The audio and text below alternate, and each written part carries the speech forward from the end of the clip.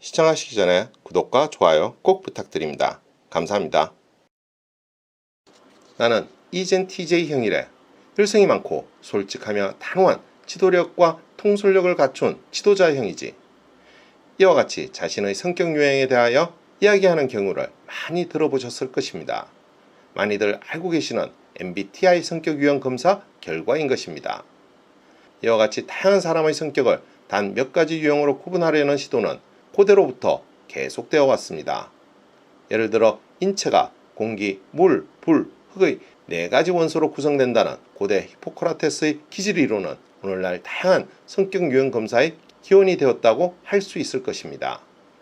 그로부터 약 500년 후에 그리스의 의사 갈레는 히포크라테스의 체행론에 근거하여 사람의 기질을 다혈질, 우울질, 담접질, 점액질로 분류하였는데 이는 오늘날 다양한 성격 유형 검사의 기원이 되었습니다.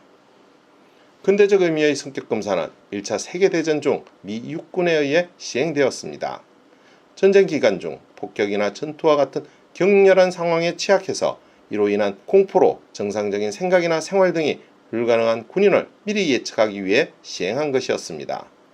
그리고 1차 세계대전이 끝난 후 또 다른 재미난 성격 유형 검사가 만들어졌는데 그것이 바로 지금까지도 성격 유형의 상징적인 존재로 인정받고 있는 MBTI입니다. MBTI는 교육에 관심이 많았던 캐서린 쿡 브릭스와 그녀의 딸 이사벨 브릭스 마이어스가 스위스의 심리학자이자 분석 심리학을 창시한 칼 융의 심리 유형론을 바탕으로 개발한 것입니다. 그런데 그 개발 동기가 매우 재미있습니다.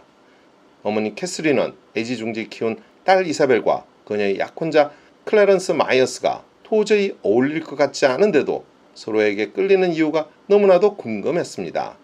그래서 1917년부터는 아예 인간의 성격을 직접 연구하기 시작했고 캐서린과 이사벨 모녀는 칼 융의 연구를 토대로 오랜 시간 연구한 끝에 마이어스 브릭스 성격 유형 지표라는 MBTI를 개발한 것입니다. 이 검사는 개인이 쉽게 응답할 수 있는 여러 문항을 제시하고 각 문항의 선택에 따라 유형이 나뉩니다. 칼 융은 에너지의 방향에 따라 크게 외향성과 내향성으로 구분하고 다시 지각기능, 판단기능 등 대극지표로 사람들의 심리 유형을 8가지로 분류했습니다. 즉 세상을 대하는 태도가 내향인가 외향인가, 무엇을 인식할 때 감각인가 직관인가, 판단을 내릴 때 사고인가 감정인가를 구분한 것입니다. 캐서린과 이사벨 두 사람은 여기에 생활 양식이라는 지표를 하나 더 추가한 4가지 지표를 조합해 성격 유형을 16가지로 분류했습니다.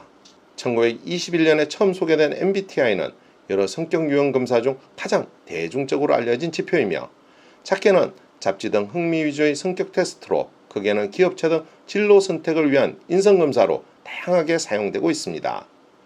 또한 마이어스 브릭스 재단은 MBTI 검사 결과를 채용이나 직무 배치에 이용하지 말라고 경고하지만 많은 기업들은 여전히 이 검사를 애용하고 있으며 MBTI 검사를 지지하는 이들은 이 검사가 자신과 동료의 스타일과 선호도를 이해하고 직장 내 갈등을 줄이는 데 도움이 된다고 생각하고 있습니다.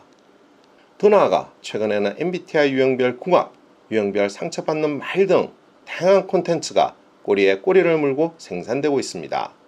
또 이 콘텐츠를 소셜미디어상에 공유하며 새로운 놀이문화로 자리 잡아가는 모양새입니다. MBTI가 과학적이지는 않지만 과거 별자리 운세나 혈액형 성격만큼 큰 인기를 끌고 있는 것입니다.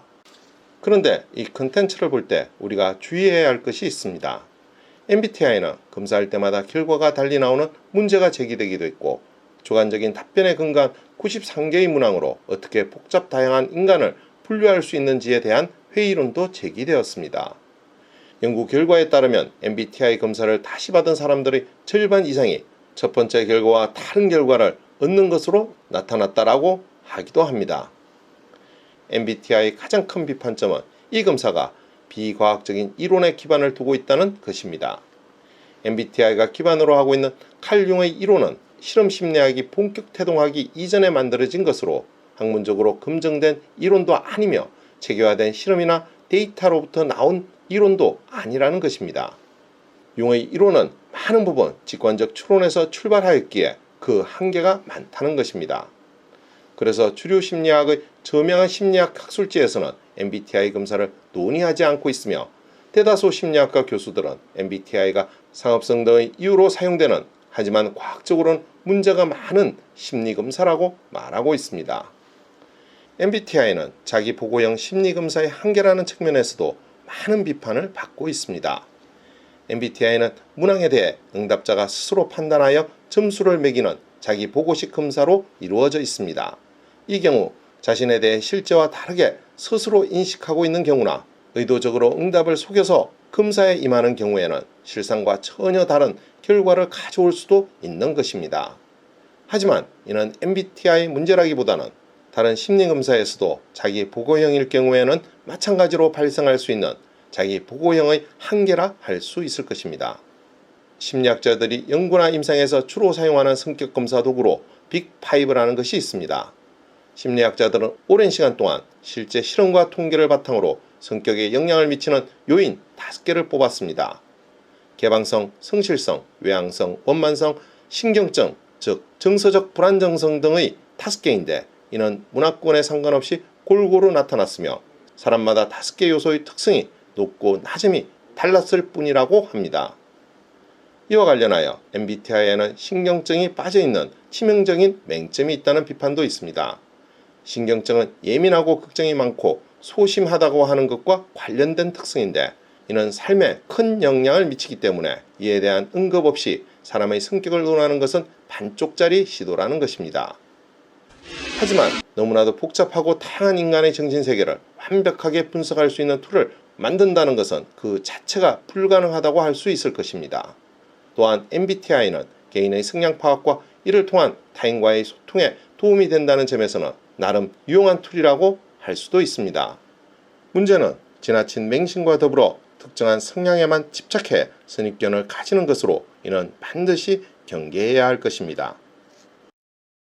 오늘의 이야기는 여기까지입니다. 더 좋은 이야기로 찾아뵐 수 있도록 구독과 좋아요 꼭 부탁드립니다. 알림 설정도 잊지 마시고요. 감사합니다.